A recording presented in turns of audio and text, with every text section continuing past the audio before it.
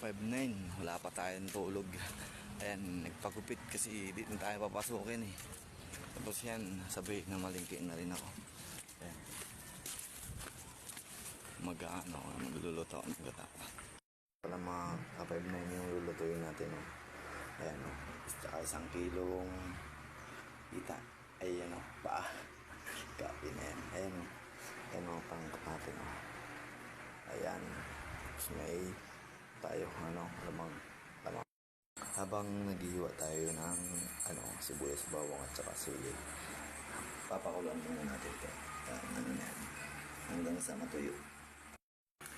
Ayan, pala mga kapay, nalagyan ko na ng puyo at saka paminta. Pero konti lang kasi ang gagawin natin ito ay Bicol Express. Pala mga kapatid, nilagay ko na yung alamang.